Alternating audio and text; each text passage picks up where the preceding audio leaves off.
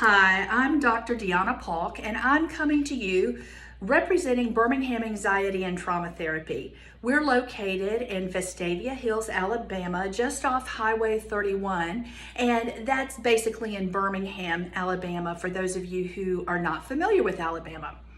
Today, we're going to talk about why it can actually be dangerous to avoid your anxious feelings and thoughts. Okay, now there's nothing wrong with trying to kind of get away from that anxiety or decrease the anxiety by trying to focus on something else.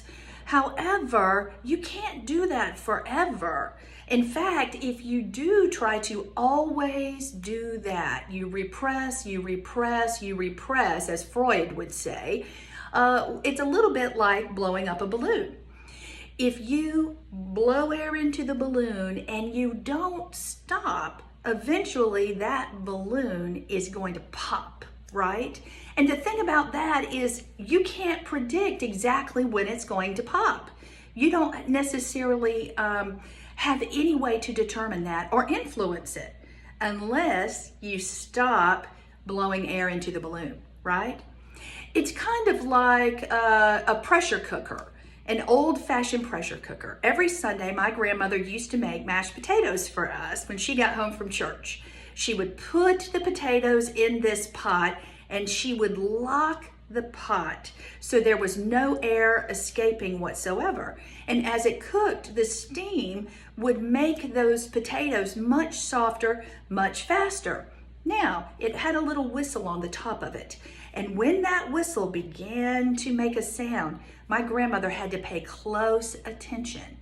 If she didn't, the same thing would happen with the pressure cooker that happens with balloons.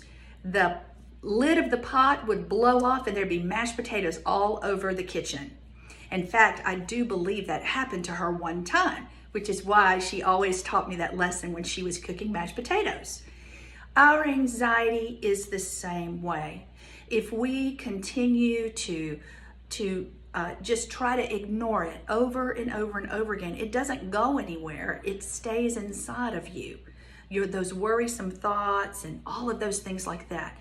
So try to take note of your anxiety and try not to avoid your feelings. It'll do you good.